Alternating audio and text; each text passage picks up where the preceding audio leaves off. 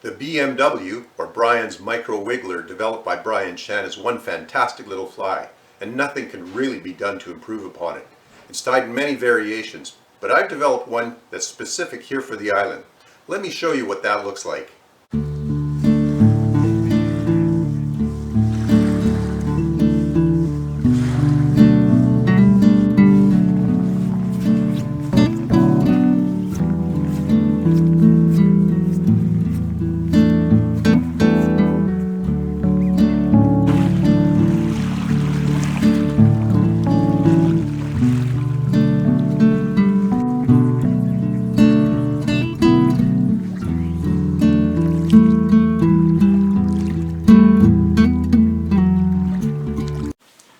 Hello everybody, welcome to my fly bench. Today we're going to be tying up a variation of the BMW, or Brian's Micro Wiggler. Here are the materials you're going to need to tie this fly.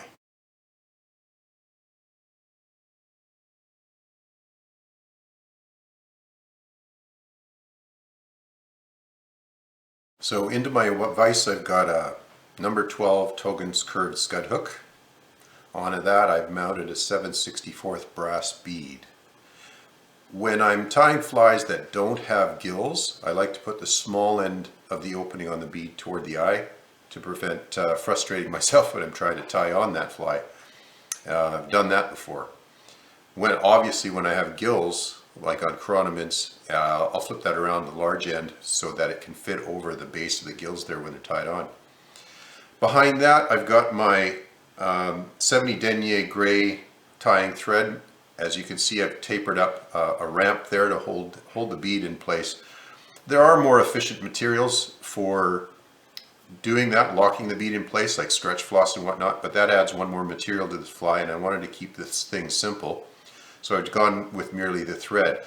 And I can tell when I've got enough thread ramped up by there when I push on the bead and it doesn't move back, it doesn't slide back over the tying thread.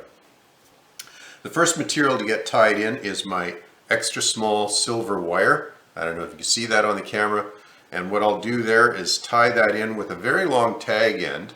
As you can see, I throw on 2 loose wraps and then I just pull that tag end until it disappears behind the bead there, and without trying to pull it out, because I've done that before too, like that. Look at that. Let's try that again. 2 more wraps, pull it in, and then tighten it up. There we go. Okay, and as we work down along the fly, I'll hold that wire up to form a ramp, and then slide the thread down along it to lay down a nice base on the shank of that hook. I've seen this on Phil Rowley videos. That's where I learned it. A very effective way of building up a nice smooth shank on that fly as a base for your tying materials. I get that down into the bend of the hook there. Okay, and the next thing to come in is my 2 gray ostrich herls. I like to align the tips because I want them pretty even on as the tail of the fly. Now I'm going to lay those down so that the tails make about half the length of the total hook fly size. So there they go. I've got them in there where I want. Again, a couple of loose wraps. And there you go. I like to tie them in such a way that they curve down the shank of the hook. And it's just a stylistic thing. It's probably not very important in terms of catching fish, but it's pleasing to the eye, and that's what I do. I go for it there. Okay, so then bring that thread back forward to the tie-in point. When I get there, I'll pass in front of the feathers and bring the thread up to the head of the fly. Don't need a lot of room up here for the peacock curl head, so you can bring it up really close. Now, taking those 2 ostrich herl feathers, I go back to cover the tying thread first, making sure I avoid this hook point because it's a fragile feather and I don't want to snap it off. And then start wrapping forward. Now the nice thing about ostrich herl and tying it in by the tips is that the feather fibers near the tips are shorter than the ones in the mid feather and at the base. And as you wind it forward, you're getting into those longer and longer fibers, which builds up a nice taper to this fly. So you get the wider profile near the head of the fly and the narrower one toward the tail. Very lifelike representation. I don't know what the trout are always taking these as, and I'm sure it doesn't really matter when I'm catching fish. I don't really care what they're thinking. But they may be taking it sometimes as a mayfly nymph, sometimes as a leech, and maybe they're taking it even as a chironomid at times with the shuck on there. I don't know. But nevertheless, it's an effective fly, well worth having in the fly box. Cut off those tag ends. Now I work my way forward with that silver wire that was previously tied on. And the key here to this silver wire is to weave it through the feather fibers. You don't want to be wrapping those fibers down, and I just want to get it around that tail before I do there without putting it too cockeyed. And I do a little kind of dance with the wire as I'm going through. Now this wire is quite important, as ostrich herl is very fragile, and after one fish mauling it, it's pretty much destroyed if it doesn't have some kind of reinforcement, and that's also experience talking there.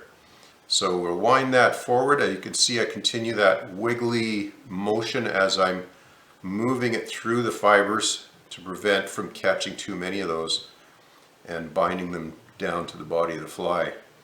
And here we go, one more wrap. It gives a lot of good reinforcement, makes this fly last through 4 or 5 fish, which I think does very well then. And then one wrap in front, and I have my dedicated scissors for wire cutting. That's all I do with those scissors. I prefer that to the helicopter method, as sometimes I've mucked up the helicopter method and broken the wire in the wrong place. Then the final touch is a bit of peacock herl. I like to find a bushy chunk of it and trim off the tag end here over the bead. And all we need is 3, maybe 4 wraps to give it a bit of a collar. 2, 3, 4, and we've got what we need. Okay, now keep that thread close to the bead. Just a couple wraps is all it takes to tie that in and lock it in front. Now what I like to do is give a touch of super glue to the thread just to cement that head in there, and I just brush that on there lightly and then wrap those in. Now a little tip here is don't immediately attach your whip finisher while that wet thread is exposed. It'll just stick to your whip finisher and cause you all sorts of grief. And there's a story behind that. Now that I've got nice dry thread exposed, the whip finisher comes on. We give it 4 turns of that, and we have completed our island-inspired BMW. Now again, you can tie this in all sorts of color combinations. I particularly find this color combination effective on island lakes. The brass with the gray. You can also tie brown, black, and maroon and olive for the body. I found black also very effective, and especially in the interior. And play around with the bead color, brown magic bead, black nickel bead. Particularly deadly combination is the brown magic bead with the maroon body. That must be taken as a micro leech at times. Anyway, make sure you have a dozen of these in your box in size 12, size 14. You're not going to regret it. Hang those under an indicator, put them in the fish zone. You're going to catch some fish. Good luck out there.